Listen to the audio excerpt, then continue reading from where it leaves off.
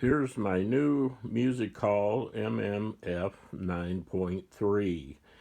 I've been looking at turntables for quite a while. I got my old Kenwood and I wanted to get one of these newer, higher quality. I've been doing a lot of research, looking at a lot of turntables online.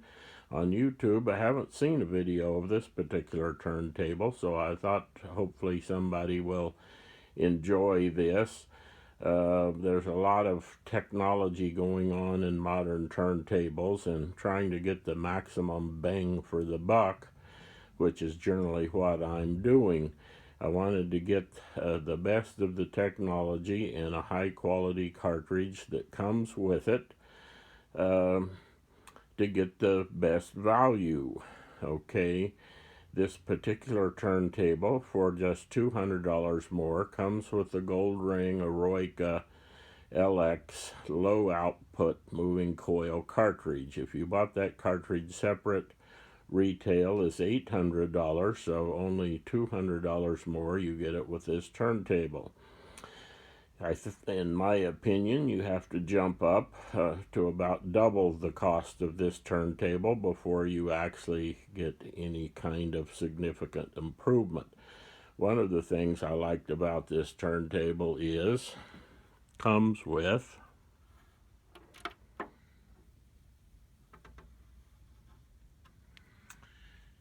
a cover, and a lot of these fancy, more expensive ones either don't come with a cover or you have a giant plexidome thing that goes over the top of it and isn't very practical. I don't know what they do with these other ones, but I seem to have a lot of dust here, and having the cover on it just makes it a lot easier. In fact, before I started this video, I didn't dust it, and you'll probably see some dust on it.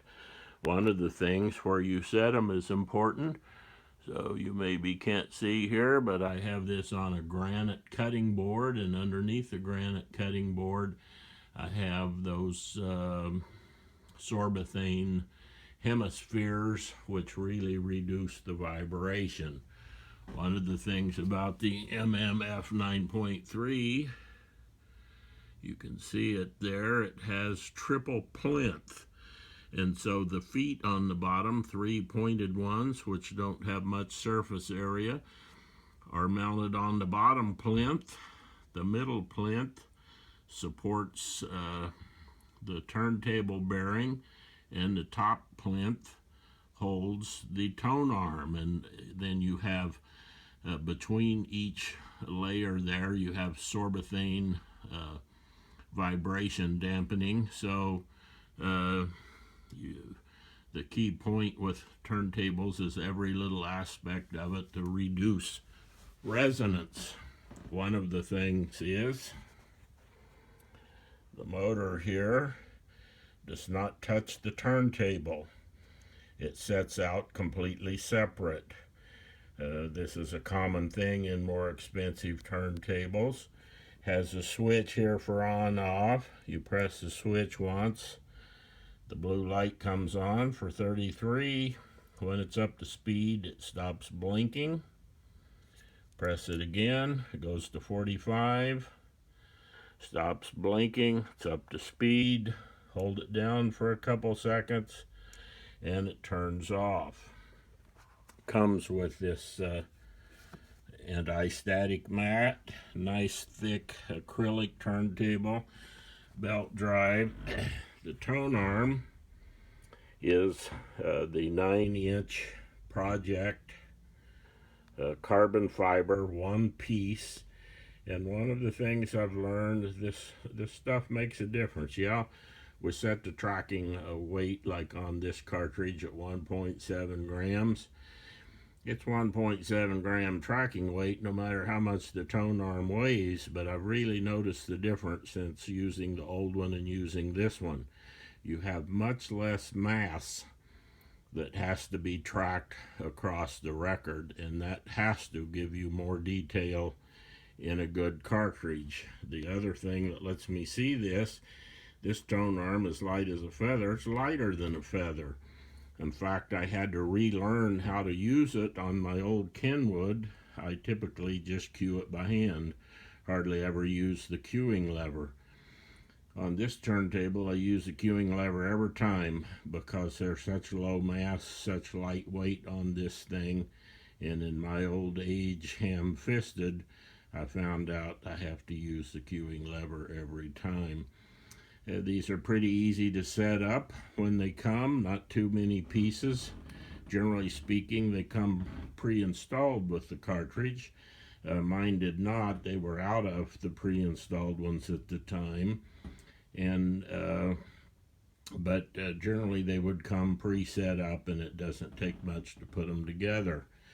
One of the things that I did, I recently joined a local audiophile society, and of course there's a turntable expert there. I had him come over and set up the turntable and the cartridge, and I'm really glad that I did that. I know there's a lot of videos on how to do this, but he comes with a whole suitcase full of tools.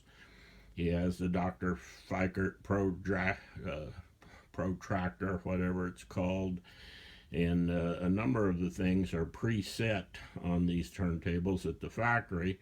Well, with the Fikert's tool, 2 of the presets were correct, but the third one was not correct, so he had to readjust that. And I don't think that's, for you heavy-duty guys, that's okay, but for us old amateurs, that's probably out of our scale here. One of the other things I learned is that the vertical tracking angle is critical, extremely important. It was preset at the factory here, and again, we played a record, and this person who is very knowledgeable and has listened to a lot of these things says, let's try adjusting that vertical tracking angle. You move it like 2 degrees, the sound improved fairly significantly, was easy to hear, you didn't have to have a golden ear or anything. And so again, somebody who really knows what they're doing makes a difference on the setup. We'll go around here a little bit. One of the things that's interesting, the unit comes with a cable, of course, has RCA mounts on the back, and I'm skeptical, like a lot of you, about cables. We know to a certain point better cable is better, but this comes with fairly inexpensive RCA cables, not like the old style. And when I had the turntable guy here, he put on not expensive, but like $120 cable to replace the one that was there. I have to tell you, it was easy instantly to hear the difference. These low output moving coil cartridges require a separate phono preamp. They have very low output, and I tried some of the different economic ones, and none of them were doing very good, and I ended up buying the Jolita phono preamp, which I think is a bargain price. This was a demo unit that my turntable guy had. I could have tried it for a month free if I wanted without having to buy it. It sounded so much better than everything else I had when I hooked it up. Just said, I'll take it, don't have to mess around with that. So here is my new Music Hall MMF-9.3 with a good low output moving coil cartridge. And I have to tell you, it really makes a difference in the sound, because I got my old Kenwood over here, and now of course everything, the phono pre's, the cartridge, everything's different, but when I play a record from the Music Hall, put the same record over on here, again, significant, almost drastic difference in the sound quality.